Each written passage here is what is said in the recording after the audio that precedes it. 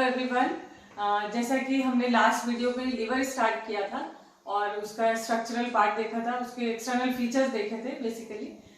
तो आज हम लिवर के रेस्ट ऑफ द पार्ट को डिस्कस करेंगे। First we will discuss the relations. तो जब हम रिलेशंस की बात करते हैं किसी भी विसरल ऑर्गन की, तो सबसे पहले बात आती है पेरिटोनियल रिलेशन की। तो अगर हम पेरिटोनियल रिलेशन की बात करें तो लिवर जो है वो पेरिटोनियम से ऑलमोस्ट कवर्ड रहता है, बट कुछ एरियाज ऐसे हैं, कुछ पार्ट ऐसा है जहां पर पेरिटोनियम नहीं है, उसे हम बेयर एरिया भी कह सकते हैं। तो वो कौन कौन सा पार्ट है? अगर हम पोस्टीरियर सरफेस में देखें, थोड़ा सा ये पोस्टीरियर सरफेस मैंने बनाया है आपको क्लियर करने के लिए। तो पोस्टीरियर सरफेस में जो इंफीरियर वेना केवा वाला जो पार्ट है, fissure for inferior vena cava, this part is bare, यहाँ पर नहीं होता पेरिटोनियम। इसके अलावा देखिए यहाँ पर बेयर एरिया मैंने लिखा हुआ है, यहाँ पर एक ट्रायंगुलर एरिया प्रेजेंट होता है जिसको बेयर एरिया कहते हैं, जो कि coronary superior layer of coronary ligament और राइट ट्रायंगुलर लिगामेंट से बाउंडेड है। तो ये वाला जितना जो एरिया आपको नजर आ रहा है, ये एरिया भी बेयर एरिया है। इसके अलावा आप देखेंगे तो इसके इंफीरियर पार्ट में एक सिस्टिक नॉच है जहां फंडस ऑफ गॉल ब्लैडर रहता है। तो ये वाला पार्ट भी ऐसा है which is devoid of peritoneum. तो ये पेरिटोनियल रिलेशंस हुए। इसके अलावा ओमेंटम की भी अटैचमेंट होती है लिवर पे, तो वो वाला जो एरिया है वो भी बेयर एरिया में ही आता है। इसके बाद बात आती है विसरल रिलेशंस की। जब हम विसरल रिलेशन की बात करते हैं तो मैं सरफेस वाइज आपको बताती हूँ। सबसे पहले आता है एंटीरियर सरफेस। तो अगर हम एंटीरियर सरफेस को देखें तो मीडियन प्लेन के अलोंग एंटीरियरली जिफॉइड प्रोसेस जो है वो लिवर के एंटीरियर रिलेशन में हम देखते हैं। इसके अलावा जिफॉइड प्रोसेस के अलावा डायफ्राम है जो कि इधर side of the median plane diaphragm इसके रिलेशन में रहता है। फिर इसके अलावा डायफ्राम के अलावा जो इसके रिलेशन में आता है वो है फैल्सीफॉर्म लिगामेंट जो एंटीरियरली प्रेजेंट होता है। और ये जो एंटीरियर सरफेस है ये ट्रायंगुलर सरफेस है और ये थोड़ा कॉन्वेक्स होता है, तो इस तरह से एंटीरियर सरफेस है। इसके अलावा एंटीरियर एब्डोमिनल वॉल जो है वो भी हम एंटीरियर रिलेशन में ही लिवर पे लिखते हैं। फिर उसके बाद बात आती है इसकी पोस्टीरियर सरफेस की। जो पोस्टीरियर सरफेस है again it is triangular surface, और पोस्टीरियर रिलेशन में और भी चीजें हैं, यहाँ इंप्रेशन देखने को मिलते हैं। तो ये सबसे पहली बात कि यहाँ पर एक डीप कॉन्केविटी होती है पोस्टीरियर सरफेस में, इस ट्रायंगुलर सरफेस में, जो कॉन्केविटी वर्टिब्रल कॉलम की वजह से है। तो ये जो वर्टिब्रल कॉलम की जो कॉन्केविटी है इससे ये शो करता है कि वर्टिब्रल कॉलम इसके रिलेशन है पोस्टीरियर सरफेस के। फिर इसके अलावा जो थोड़ा सा आप पोस्टीरियर सरफेस देखिए जो ड्रॉ किया हुआ है, तो पोस्टीरियर सरफेस में इधर ये जो बेयर एरिया वाला पार्ट है यहाँ पर डायफ्राम रहता है। तो डायफ्राम और फ्रेनिक जो वेसल्स हैं वो भी इसके रिलेशन में रहते हैं, सीलियर ट्रंक रहता है। इसके अलावा पोस्टीरियर रिलेशन में हम इंफीरियर वेना केवा भी देखते हैं, fissure for inferior vena cava, inferior vena cava यहाँ पर प्रेजेंट है। फिर इसके अलावा जो फिशर फॉर लिगामेंटम वेनोसस ये भी इसके पोस्टीरियर रिलेशन में ही आते हैं। तो ये सभी इसके पोस्टीरियर रिलेशन में है। फिर बात आती है पोस्टीरियर के बाद इसके सुपीरियर सरफेस की। सुपीरियर सरफेस जो है वो क्वाड्रेंगुलर सरफेस है और ये सरफेस क्वाड्रेंगुलर है और ये सरफेस जो है इसमें भी एक कॉन्केविटी है, और ये जो कॉन्केविटी है ये कार्डियक इंप्रेशन है। तो क्योंकि ये जो कार्डियक इस सुपीरियर सरफेस के ऊपर आपका थोरेसिक पार्ट है जो कि इन बिटवीन डायफ्राम प्रेजेंट है जो प्लूरा और अदर पार्ट को लिवर से सेपरेट कर रहा है, सुपीरियर सरफेस ऑफ लिवर से सेपरेट कर रहा है। तो जो सुपीरियर सरफेस है वहां पर भी अगेन एक कॉन्केविटी है और वो कार्डियक इंप्रेशन है। इसके अलावा जो डायफ्राम है दोनों साइड में उसका डोम है वो भी यहाँ पर रहता है, तो वो भी इसके सुपीरियर रिलेशन में हम पढ़ते हैं। फिर इसके अलावा बात आती है इसके इंफीरियर सरफेस की। इंफीरियर सरफेस अगेन क्वाड्रेंगुलर है और इंफीरियर सरफेस में बहुत सारी चीजें हैं जो इम्पोर्टेंट है। तो इंफीरियर सरफेस में देखिए आप, सबसे पहले गॉल ब्लैडर की जो सिस्टिक नॉच जो है ये इंफीरियर रिलेशन में आती है। फिर इसके अलावा लिगामेंटम टेरिस का जो फिशर है वो भी इंफीरियर रिलेशन में आता है। तो इस तरह से ये इंफीरियर रिलेशन की हमने बात करी। फिर बात आती है इसकी नेक्स्ट जो पार्ट है रिलेशंस के बाद, इसकी आर्टीरियल सप्लाई। जो लिवर है उसको हिपैटिक आर्टरी सप्लाई करती है। फिर जब हम अगर इसकी वेन्स की बात करें तो वेन्स में लीवर ऐसा ऑर्गन है जिसमें ना बहुत सारे सेगमेंट्स हैं और सेगमेंट्स के साथ साथ यहाँ पे बहुत सारे साइनोसॉइड्स प्रेजेंट होते हैं। तो वहीं से सारा जो वेनस ब्लड है वो ड्रेन होता है और वो इंटरलोब्यूलर और सब लोब्यूलर वेन्स में आके फिर लास्ट में हिपैटिक वेन्स में ड्रेन होता है और फिर अल्टीमेटली ये जो हिपैटिक वेन्स हैं ये सारा वेनस ब्लड जो पोर्टल सॉरी इंफीरियर वेना केवा है उसको ड्रेन करते हैं। तो इस तरह से ये इसकी वेनस ड्रेनेज है। थोड़ा मैं आपको लिख के भी बता देती हूँ। तो इस तरह से आप देखिए जो आर्टीरियल सप्लाई अभी मैंने आपको बताया हिपैटिक आर्टरी से होती है। जो वेनस ड्रेनेज है इस तरह से देखिए हिपैटिक साइनोसॉइड्स हैं बहुत सारे लीवर में। तो साइनोसॉइड से इंटरलोब्यूलर वेन्स में जाता है ब्लड, फिर सबलोब्यूलर वेन्स में, देन हिपैटिक वेन्स और अल्टीमेटली इंफीरियर वेना केवा में सारा वेनस ब्लड ड्रेन होता है। फिर बात आती है लिम्फेटिक्स की। तो जो एडजॉइनिंग लिम्फ नोड्स है, रीजनल लिम्फ नोड्स है, वहां ड्रेन होता है मोस्ट ऑफ द लिम्फेटिक्स, जैसे कि केवल लिम्फ नोड्स हैं, हिपैटिक लिम्फ नोड्स हैं और पेराकार्डियल हैं, सिलियक लिम्फ नोड्स हैं। तो यही most of the lymphatics it drains. But कुछ पार्ट ऐसा है लिम्फेटिक्स का लीवर के जो कि डायरेक्टली थोरेसिक डक्ट को ज्वाइन करता है। थोरेसिक डक्ट एक बहुत मेजर लिम्फेटिक डक्ट है, बड़ी डक्ट है। तो वहां जाकर ये थोड़ा सा पार्ट ऐसा है जो डायरेक्टली थोरेसिक डक्ट को ही ज्वाइन करता है। फिर बात आती है नर्व सप्लाई की। तो जो नर्व सप्लाई है लिवर की वो हिपैटिक प्लेक्सस के थ्रू है और जो हिपैटिक प्लेक्सस है उसमें दोनों ही तरह के फाइबर्स होते हैं, सिंपैथेटिक फाइबर्स भी और पैरासिम्पैथेटिक फाइबर्स भी, जिनको हम वेगल फाइबर्स भी कहते हैं। तो इस तरह से ये बात हुई इसकी arterial supply, venous drainage, lymphatics और नर्व सप्लाई की। फिर एक चीज यहाँ पे मैं आपको बताना चाहूंगी, एक टर्म भी जब भी आप लीवर पढ़ेंगे तो सुनने को मिलेगी, हिपैटिक सेगमेंट्स। तो ये हिपैटिक सेगमेंट्स क्या हैं? ये बेसिकली फंक्शनल लोब्स हैं लीवर की और ये जो वेसल्स हैं जैसे हिपैटिक आर्टरी है और पोर्टल वेन है, हिपैटिक डक्ट्स हैं, तो इनके ही जो डिस्ट्रीब्यूशन है लीवर में उसके अकॉर्डिंग ही लीवर में फंक्शनल लोब्स भी देखी जाती हैं, इनको हम हिपैटिक सेगमेंट्स भी कह देते हैं। और इनका जो एनाटॉमिकल लोब्स है उनका कोई भी लेना देना नहीं है। तो वैसे अगर हम क्लिनिकली देखें तो क्या इसका रेलिवेंस है? रेलिवेंस ये है कि हम फंक्शनली देखते हैं कि कुछ कुछ पार्ट जो है वो पर्टिकुलर उनका डिस्ट्रीब्यूशन है वेसल्स के थ्रू।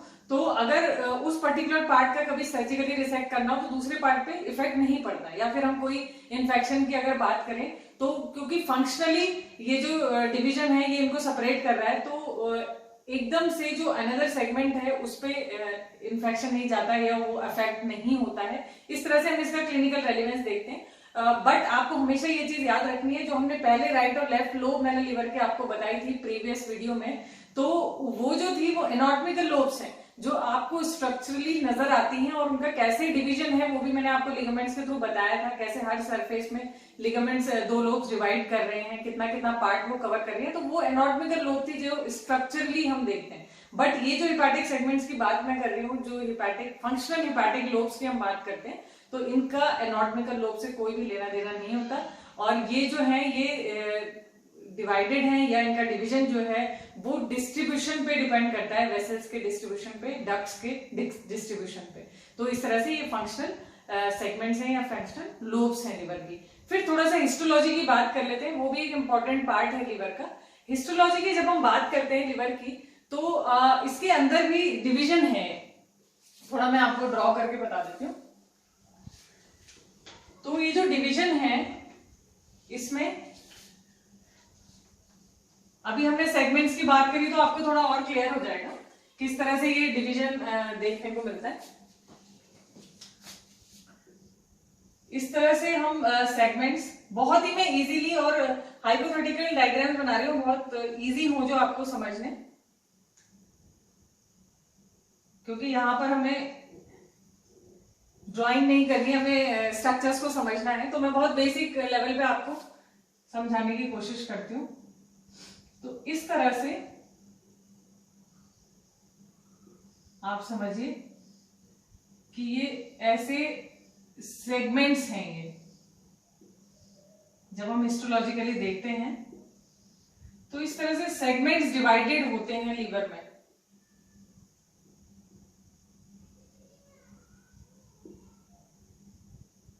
और ये जो हर ये वाला जो पार्ट है, हर सेगमेंट है, यहाँ पे पोर्टल ट्रायड होता है, पोर्टल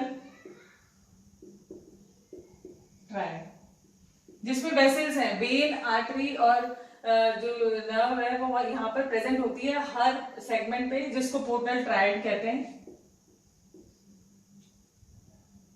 यहाँ पर भी ट्रायड प्रेजेंट है, यहाँ पर भी ट्रायड प्रेजेंट है, यहाँ पर भी ट्रायड प्रेजेंट है, इस तरह से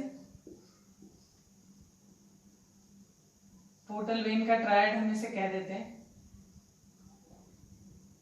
हर सेगमेंट पे hepatic duct, portal vein, hepatic artery ये प्रेजेंट है। देखिए इस तरह से डिवीजन है उनका, मतलब वहां पर उनका डिस्ट्रीब्यूशन है, डिस्ट्रीब्यूशन हम कह सकते हैं। तो इसको हम पोर्टल ट्रायड कहते हैं कि तीनों का डिस्ट्रीब्यूशन उस सेगमेंट में है, डिफरेंटली, सेपरेटली है। और यहां पर एक चीज आपको याद रखनी है, यहां सेंटर में एक वेन है जिसको हम सेंट्रल वेन कहते हैं। ये हिस्टोलॉजी की हम बात कर रहे हैं, थोड़ा डीपली स्ट्रक्चर को हम स्टडी कर रहे हैं। और ये वाला पार्ट क्या है, देखिए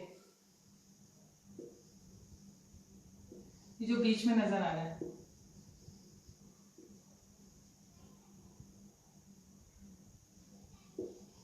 these are hepatic sinusoids।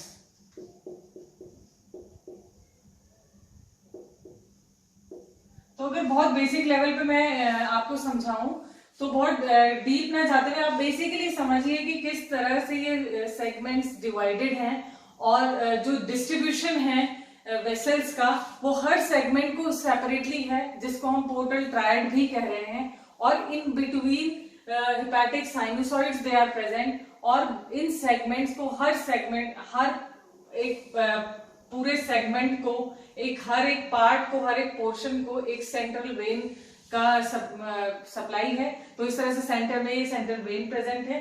तो अगर हम हिस्टोलॉजी की बात करें तो इस तरह से कुछ स्ट्रक्चर्स हमारे सामने आता है, तो ये आपको याद रखना है। फंक्शन लोब्स की हमने बात करी, फिर इसके बाद बात आती है basic functions of the liver. तो अब हम वो बात करते हैं, थोड़ा मैं आपको बताती हूँ फंक्शंस। तो हम बात करते हैं फंक्शंस की। तो फंक्शंस में तीन इंपॉर्टेंट फंक्शंस हैं लीवर के। पहला है metabolic function, then excretory function, then protective function. तो अगर हम मेटाबॉलिक फंक्शन की बात करें तो जो लीवर है वो मेटाबॉलिक फंक्शन में carbohydrate, lipid, proteins, mineral, vitamin, इन सबका मेटाबॉलिज्म जो है ये लीवर में ही हो रहा है, लीवर के द्वारा ही होता है। तो मेटाबॉलिक फंक्शन में इसका बहुत अच्छा रोल है, बड़ा रोल है। फिर बात आती है एक्सक्रीटरी फंक्शन की। तो जो लीवर है वो एक्सक्रीटरी फंक्शन भी कर रहा है। जो बाइल सॉल्ट्स हैं, बाइल पिगमेंट्स हैं, कोलेस्ट्रॉल हैं, they excrete into bile to go to the intestines for excretion. तो इस तरह से इनडायरेक्टली एक्सक्रीटरी फंक्शन भी लीवर कर रहा है, जो कि बहुत ही इंपॉर्टेंट फंक्शन है एक्सक्रीशन का। फिर बात आती है प्रोटेक्टिव फंक्शन की। तो लीवर में जो कूपर सेल्स होते हैं, कूपर सेल्स होते हैं, ये जो सेल्स हैं ये फैगोसाइटोसिस का काम करते हैं। Kupffer cells they do phagocytosis and eliminate the foreign elements, foreign compound जो हैं उनको एलिमिनेट करने का काम ये कूपर सेल्स कर रहे हैं। इसके अलावा जो एमोनिया है, it is detoxified into urea, ये फंक्शन भी लीवर का ही है। फिर जो जीनोबायोटिक्स होते हैं, जीनोबायोटिक्स कहते हैं हम जो कुछ ये केमिकल कंपाउंड्स हैं, केमिकल्स हैं, केमिकल सब्सटेंसेस हैं जो कि वैसे हमारी एनवायरनमेंट में प्रेजेंट होते हैं, हमारी बॉडी में ये सिंथेसाइज नहीं होते, प्रेजेंट हो सकते हैं but they are not synthesized. ये बेसिकली केमिकल कंपाउंड्स हैं और इनको हम नेचुरल पॉल्यूटेंट्स भी कह सकते हैं, या फिर जो कार्सिनोजेनिक सब्सटेंसेस हैं वो हमारी बॉडी में जब दिखने लगते हैं तो ये इनका डिटॉक्सिफिकेशन जो है ये भी लीवर में होता है। तो इस तरह से बहुत इंपॉर्टेंट प्रोटेक्टिव फंक्शन भी कर रहा है। इसके अलावा जो हार्मोन्स हैं उनके क्लियरेंस का काम भी, जैसे कि इंसुलिन है, पैराथायरॉइड हार्मोन है, ईस्ट्रोजन है, इन सब के क्लियरेंस का काम भी लीवर में ही होता है। जैसे कि एक एग्जांपल के लिए मैं आपको बता दूं कि इंसुलिन जो है it is released by liver to activate the adipose tissues and muscle cells to utilize the sugar या ग्लूकोज। तो ये वाला जो फंक्शन है देखिए इस तरह से हार्मोन्स के क्लियरेंस का काम भी लीवर ही कर रहा है।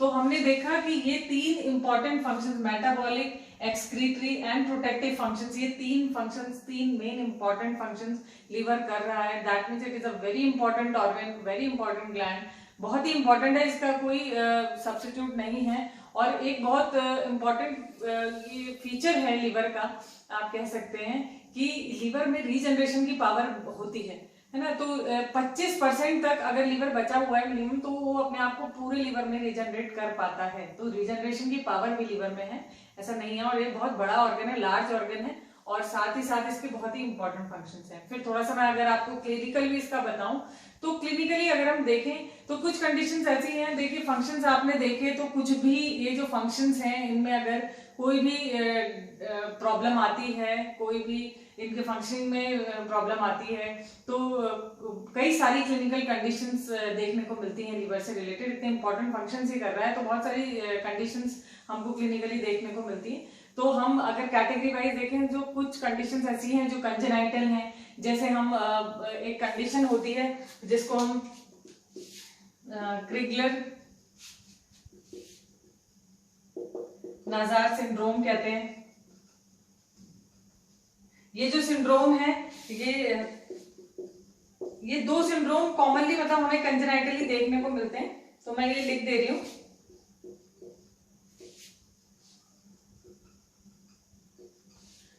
क्रिगलर नाजार सिंड्रोम और इंट्राहिपैटिक कोलेस्टेसिस, ये मतलब ये ऐसी सिचुएशंस हैं, ये ऐसी कंडीशंस है बेसिकली जो कंजेनाइटल कंडीशंस हैं रिलेटेड टू लिवर। इसके अलावा भी बहुत सारी कंडीशंस होती हैं, कई सारे फैक्टर्स कई बार मिसिंग होते हैं कंजेनाइटली, तो प्रॉब्लम क्रिएट करते हैं। यूरिया मेटाबॉलिज्म में कई बार दिक्कत देखने को मिलती है कंजेनाइटली। तो इस तरह से बहुत सारी प्रॉब्लम्स हैं जो कंजेनाइटली देखने को मिलती हैं। तो कंजेनाइटल कैटेगरी में आप इनको लिख सकते हैं। फिर आती है बात एक्वायर्ड की।